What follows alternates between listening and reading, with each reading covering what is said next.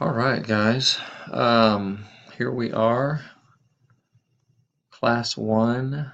We only had a couple of people show up class tonight, so I just decided to go ahead and record this. So this is just a straight recording. I want to show you real briefly my family. This is my lovely wife, Annie, and we've been married for 31 years. And this is my oldest daughter, Anna, and her husband, Trevor, and they're awesome.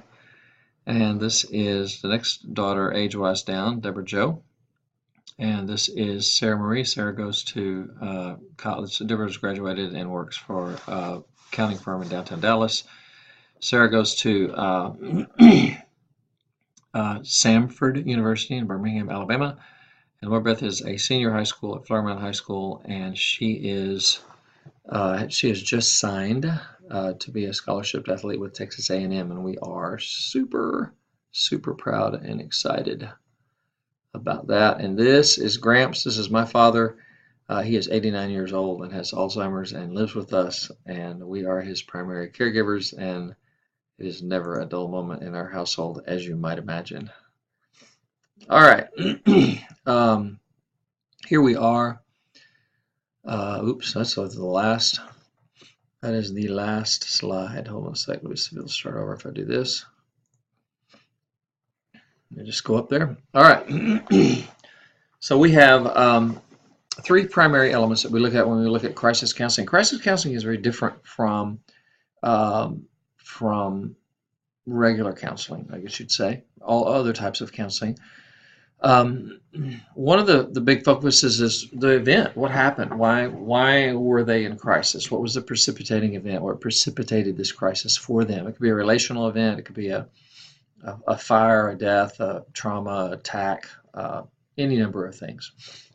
What is their perception is huge. What is people's perception of what happened, right? So it is a very subjective thing, and the important thing about this is you may be looking at a situation and thinking this is not that big of a deal.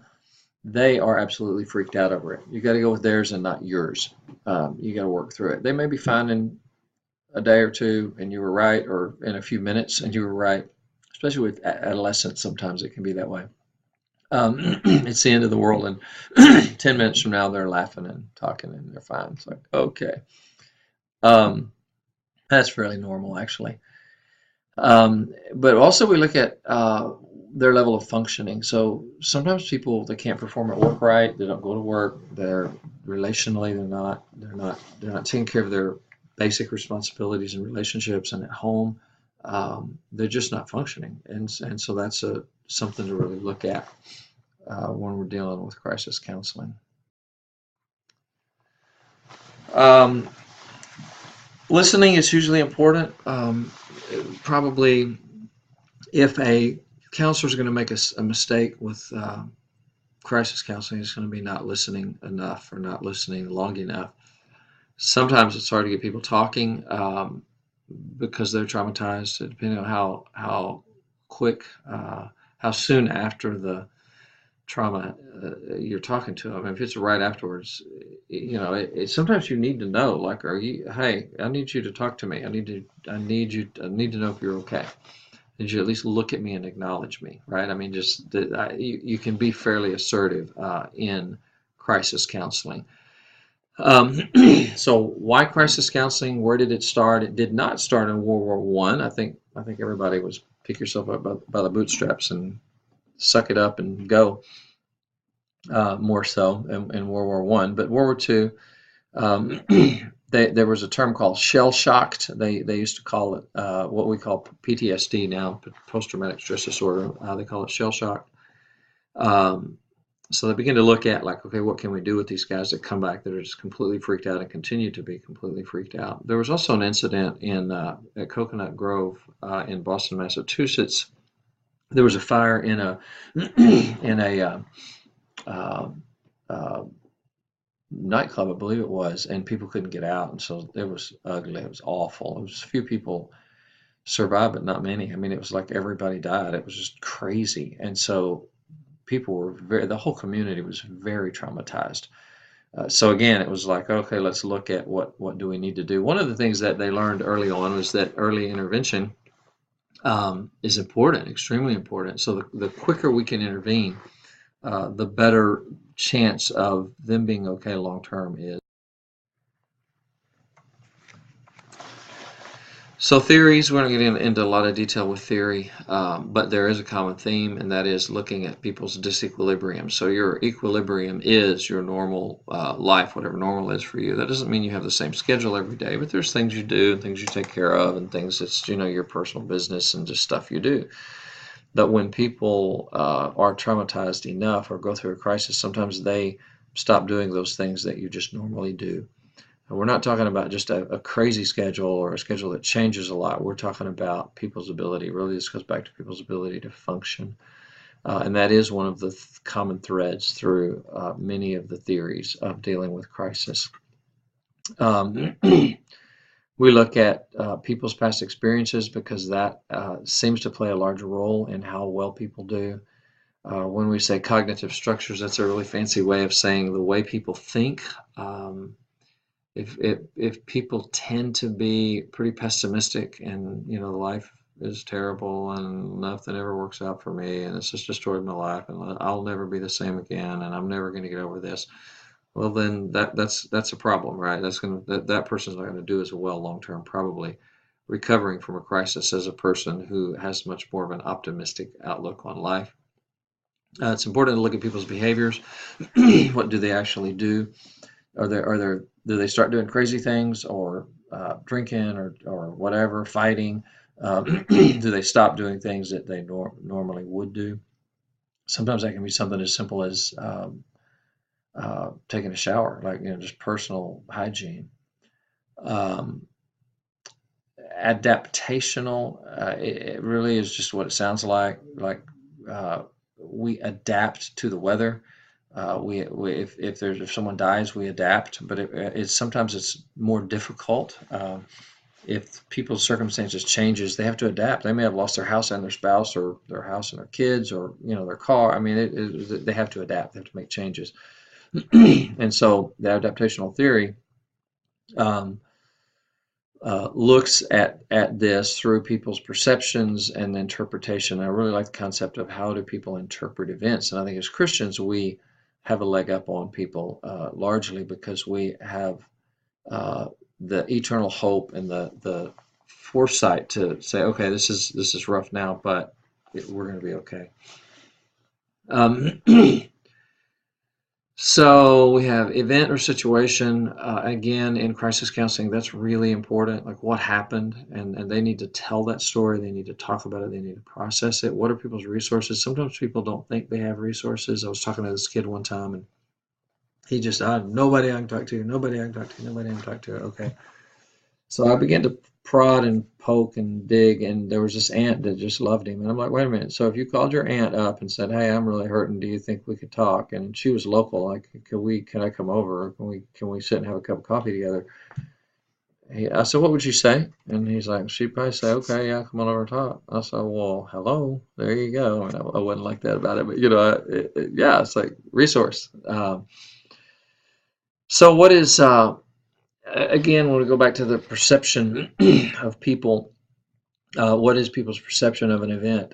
There's a story in one of the textbooks I had several years ago about a man that was buried in a box. And I'm talking about he was violently captured, taken, put in a box, lid put on, shut, put down in a hole, dirt put over it. I mean, the boy was buried in a box. Like, I don't know about y'all, but I would absolutely, I don't think I'd be okay. I think it'd be more than I'd just have to change my pants. I mean, it would. It would just be bad. And he was fine. And we're like, surely he wasn't really fine. So they followed up on this guy and he's still fine. It's just crazy. So, and his perception of the event was, hey, a bunch of bad guys and it happened. And probably they got the wrong guy. I don't remember the details, but I'm really glad I'm alive, and could have been a lot worse. I could be dead right now, but I'm alive and I'm super excited that I'm still alive. And that was kind of his perception of the whole incident. I'm like, wow, okay. So perception is incredibly important. How big is it? How big of a deal is it? Small, medium, or large? And again, this has got to be their judgment and not yours. And sometimes you'll be hearing people tell a story, and you may have already experienced this, and you're just thinking, "Oh my goodness, this is really not that big of a deal," and you're acting like you're about to die. You can't do that to people. If it's a big deal, it's a big deal. If they're going to be fine a little bit later, that's great. But you've got to match their intensity to some degree. Um, so when you look at events and stressors in people's lives, there are even positive things like moving or marriage, a new job that can be a contributing factor. So you just want to look at everything you can look at as to why a person may not be. So if a person just got married, just moved, and just got a new job, and then a crisis happens, well, those are all three positive things. Then the crisis is a negative thing, right? But they're not going to handle it as well as if they were bebopping along and without too many changes in life. Whether something is predictable or not has a lot to do with how much of a crisis something, it's much worse if it's not predictable. For example, so if you're not paying your car payments and you know that pretty soon the tow truck is going to show up and my car is going to get repossessed. You think about that every day, multiple times every day. You think about it all day. Every time you see a tow truck, you're like, oh, right? But it's predictable. You know it's going to happen, right? So the tow truck comes and takes your truck. Is that a bad day? Yes. Is that a crisis for you? Yes. Uh, as opposed to driving down the road and a bus runs you over and nearly kills you. Completely unpredictable, right? So that's what I mean in terms of predictable and unpredictable. Um, where is a person at in their life? When you in developmental psychology, we talk about normative and non-normative. So normative would be you grow up, you graduate from high school, you go to college, you get married, you have babies, right? So that's kind of the norm. Non-normative where people's situations are very different from that, or just by their perception, their life is not going like they think it should be. And so those are things to look at in terms of how people are impacted by crisis. The less happier they are with that, the more the worse the crisis is. Unexpected catastrophic events. This can be explosions, bombs. I know here in Texas, not too long ago in West Texas, and I don't mean in West Texas, I mean the town West. They had a plant explosion, and I mean it killed several people, and it just destroyed this whole little community. Plus, we had the terrorist attacks that we're having. So there's all kinds of catastrophic events that affect people. So we can put things in three different categories. What's the source? And we want to, as we're evaluating and looking at people and working with people, um, is this something that came from within the family, or is it something outside of the family, within or without, external, internal? What what type? If we were in discussion, we would talk. We would have the class discussion on it. Sorry. Level of severity, and again, you have to be very careful at evaluating that. Um, okay, so concepts that we look at when we're dealing with a crisis is stress. The more stress a person is in, the less well they're going to take a crisis. But also just remember, in general, they could be in a low stress time of their life and come along a crisis, and that's going to increase their stress dramatically and quickly. So trauma. What level of trauma was it, both in what would be viewed in general versus again their own perception. Um, there are some things that all of us would look at and go, that was traumatic, right? So I mean, if you're walking down the street and someone jumps you and beats you half to death and takes away the person that was with you, whoever that might be, most everybody would go, now that's a biggie. That's traumatic, right? You know, my best friend yelled at me. I don't really classify as traumatic, although sometimes teenagers are like, "Oh, so traumatic."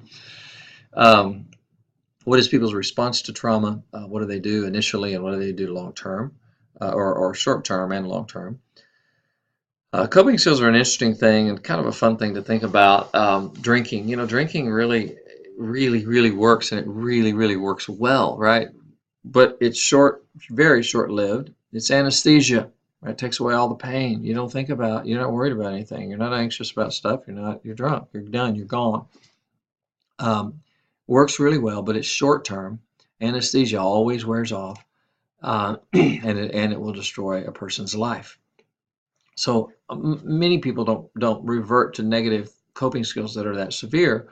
It could be isolation, something like that. And yeah, some people need time alone, and that's fine. Sometimes it's hard to tell: is this isolation, or is this just need a little bit of time? You can have that conversation with people, and sometimes they'll begin to think about that and evaluate that. Talked a teeny bit about adaptation already. Helping them understand that concept, walking through it with them, helping them with things that can help them adapt to whatever their new circumstances are after their crisis. And then resilience is defined by just the ability to bounce back. And we look at the guy buried alive in a box, and the boy was resilient, right? I mean, big time. Some people have a lot of it, and some people don't have a lot of it. There's a whole lot of research on why.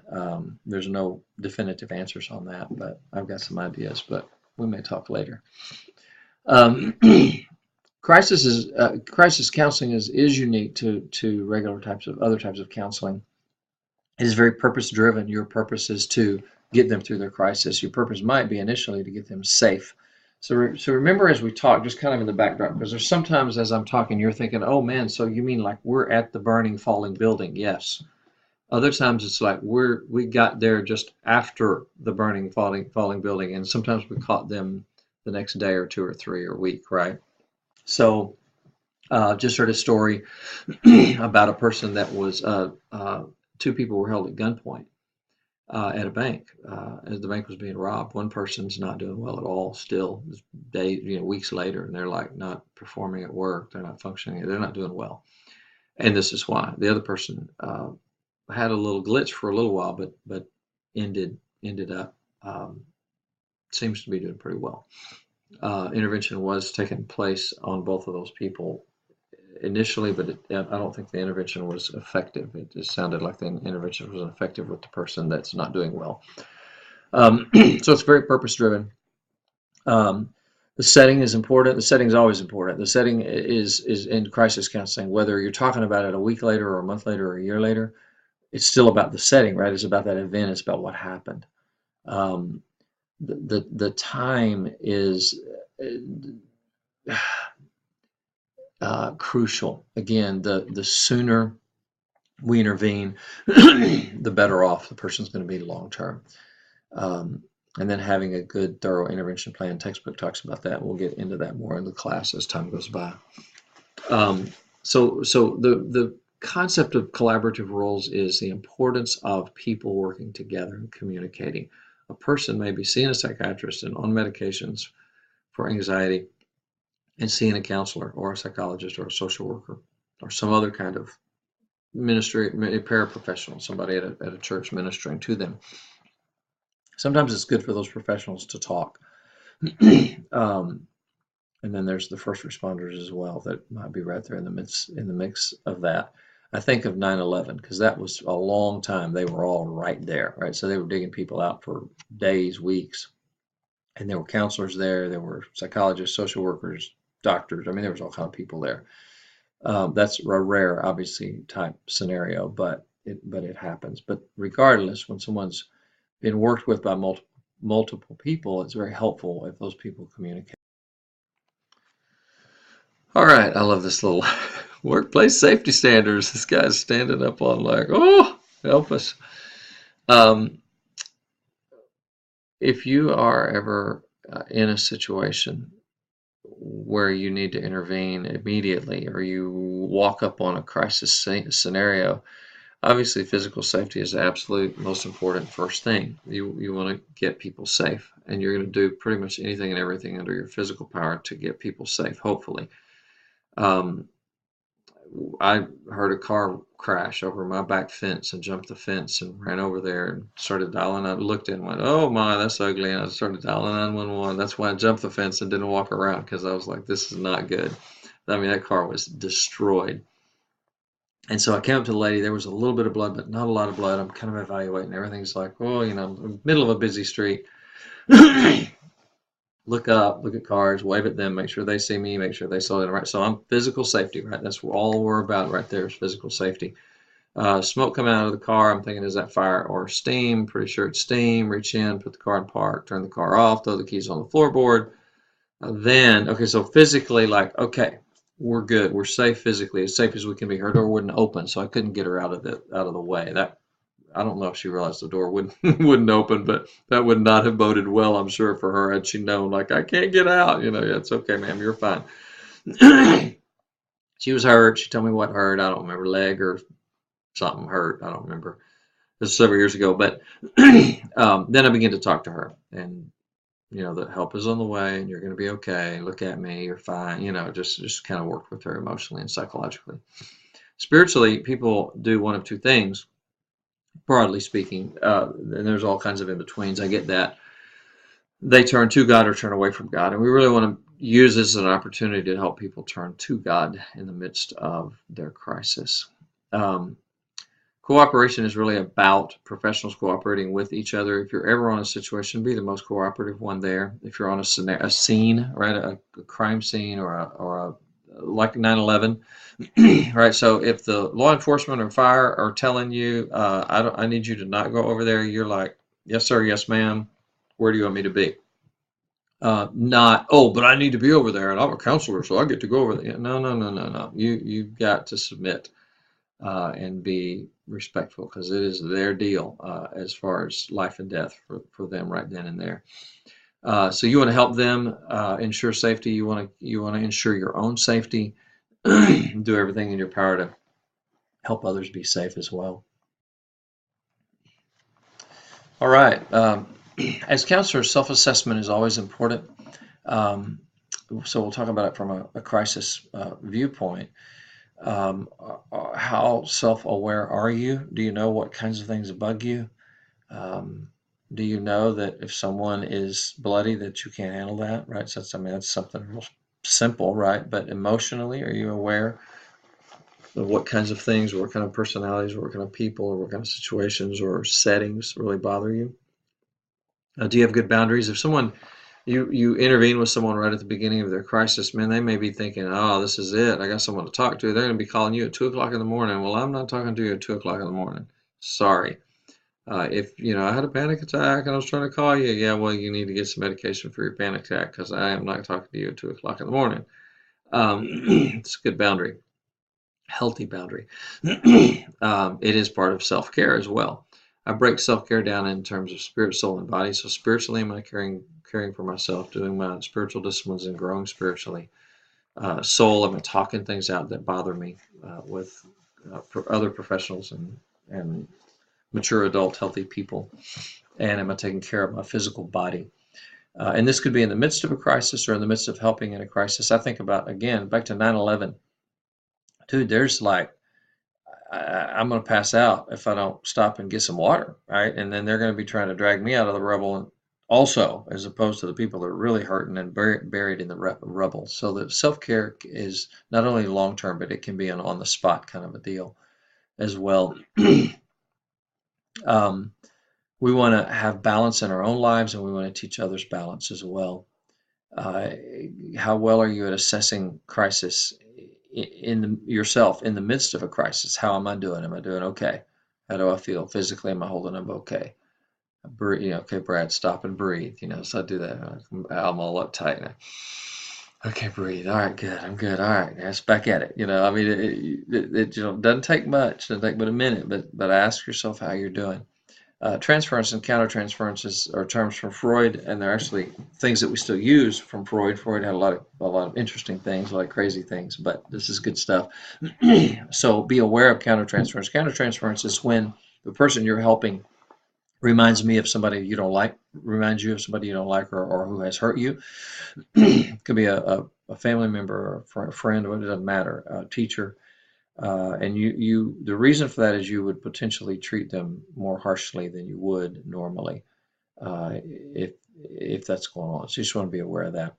Remember, this is all about self-assessment. Burnout and compassion fatigue. Compassion fatigue is when you're looking at a situation that you should be compassionate about, or you normally would be, and you're just like, yeah, I don't care. And some of you are like, oh, I've never been there before. I've been there. It's a really sad, sick, painful place to be.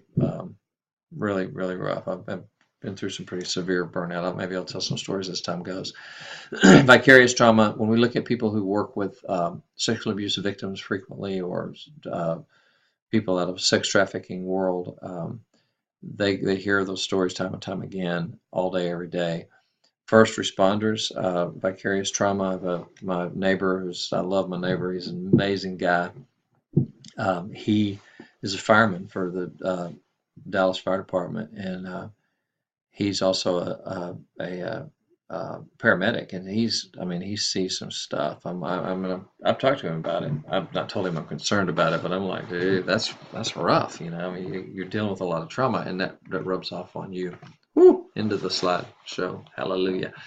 All right, guys. Good night. God bless. Hope y'all enjoy, and hope to see y'all in class next time. Thanks. Bye.